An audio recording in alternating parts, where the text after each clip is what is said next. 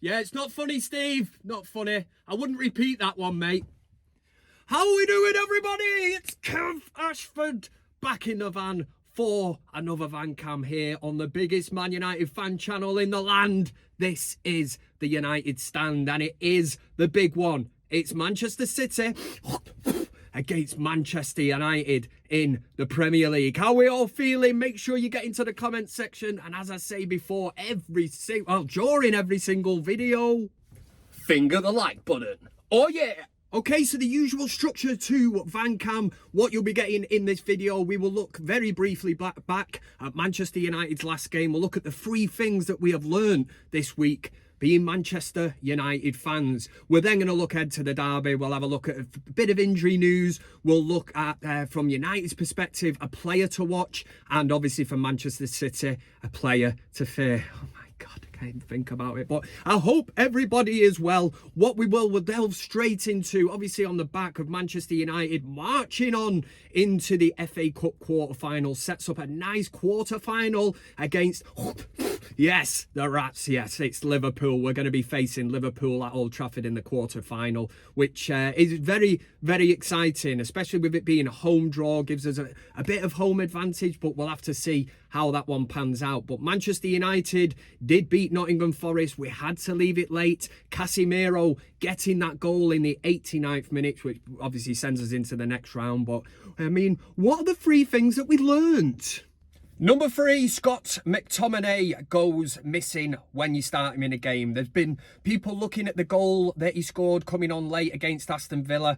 Some elements of the fan base are pushing for Scott McTominay to be in the starting 11 for Manchester United. But one thing it did show against Nottingham Forest is that he turns into what I call Scott McTortoise. He does come, you look at the Villa goal, you know, he pops out of his shell, his little head bang. It's great to see as an impact player. But if you start him from the start again, for Manchester United, the one thing, he just goes back into his shell, doesn't he? He goes hiding. And that's why I called him Scott McTortoise. But listen, he's a great squad player to have. And especially if you're late on in the game or a certain part of the game, you're looking to change it as an impact player, Scott McTominay can do that. But when you're starting him, he just seems to fizzle out.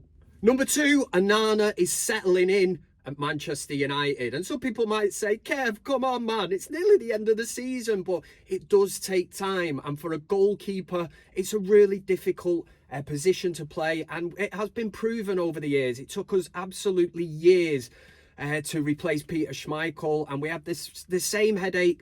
Erik ten Hag made the decision to get rid of David De Gea. Anana has come in, and in fairness, in his defence, look at how many different defensive partnerships along that back line that Anana's had to play with. So there's not really been stability for Anana to try and play out from the back. But especially against Nottingham Forest, everything that they threw at him, made some great saves. Some people might argue they were straight at him, but he seems to have cut the errors out. And I certainly hope I've not just jinxed it for the Manchester derby. And number 1, Casemiro still is a big influence in this Manchester United team. Obviously, he gets the winning goal against Nottingham Forest, but he is a natural born winner. And he's something in the middle of the park.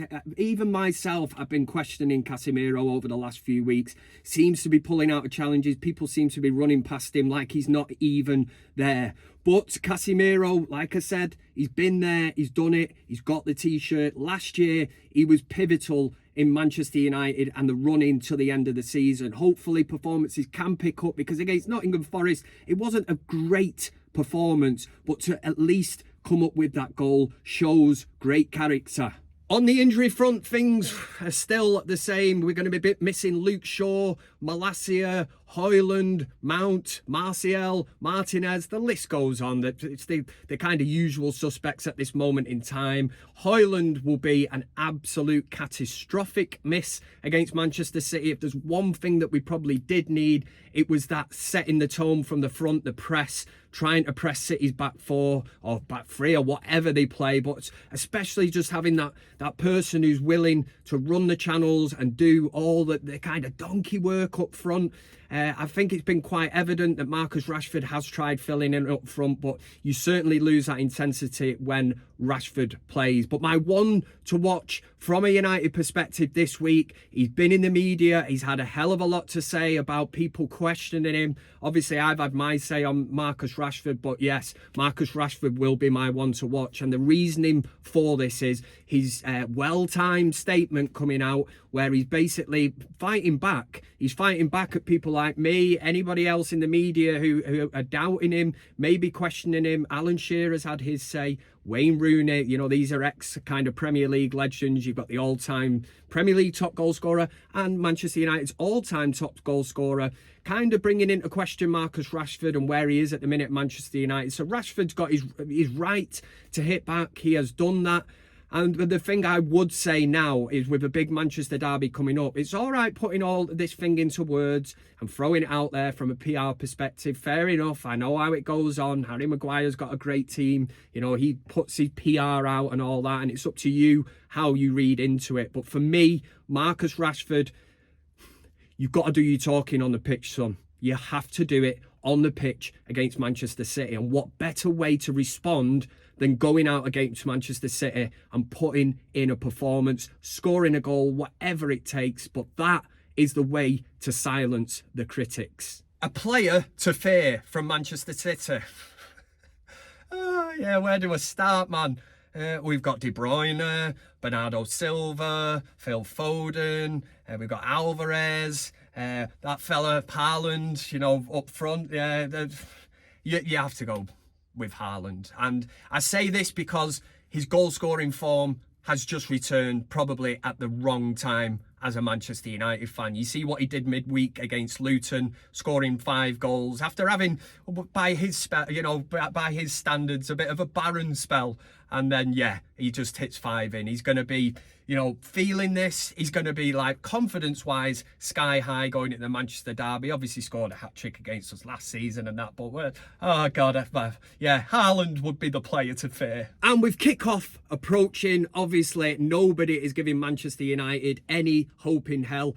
I think Manchester United to win 1-0 is 33-1. Manchester City to win 5-0 is 22-1. Read into that what you want yourself. It tells you exactly where Manchester United is at the minute. And yeah, of course it pains me. I know where we're at as a club at the minute. Standards have fallen. I think it's 10-1 just for Manchester United to win. When have we ever seen odds like that for a Manchester derby? You know, the turnaround in fortunes, whatever you want to say about Manchester City. Do you know what I mean? Well, you can deal, you know, they're going to be giving it the big un, carrying on about this treble and all that. Yeah, well, all right. Well, let's see what happens with 115 charges, yeah? Curly Watts, Noel Gallagher, Liam Gallagher, all them absolute weapons. Yeah, they'll all be out in full force. Probably Noel Gallagher will be in the crowd. It's the only time he ever turns up. And don't even get me started on all the empty seats, because there won't be a single empty seat in the house. And I tell you why. Because Manchester United are coming to town, and the only time that stadium is ever full. One Direction played there, they filled it. Coldplay play there now and again, and they pack it out. And the next in line is when Man United are in town. They're the only 3 times the Etihad is ever full, or the Etihad. Oh, it's a low blow. Have a bit of that. I cannot wait for this. Honestly, nobody is giving Manchester United a chance. We only have to look back to the Liverpool game. Remember that? Remember how much we annoyed Liverpool because we went there and we had to be defensive and compact, and that's all we can do because we're not good enough to go toe-to-toe with them. We will play into their hands. We're going to have to frustrate them. There's going to be long periods of the game where Manchester City will have the ball, but it's whether we can keep them out, keep defensively strong, and the longer the game goes on, we stay in the game. Conceding an early goal for me would just throw the game plan out the window, but then you would have to reset, and the mindset, it's 0-0, we go again. But honestly, if we concede an early goal, I can see United falling apart. So it's all about Erik ten Hag and the way that he navigates his in-game management throughout this game. It's going to be tough, but nobody give us a hope in hell against the Scousers. Could it happen again? A draw would be a good result, and I know that it sounds shit, but it would be a good result. Can we do it? Get in the comment section. Let me know what you think. Make sure you finger blast that like button to show the appreciation for the United stand and for Van Cam. And for United, it's Derby Day. Let's do these silly blue noses and come on! United! Hey!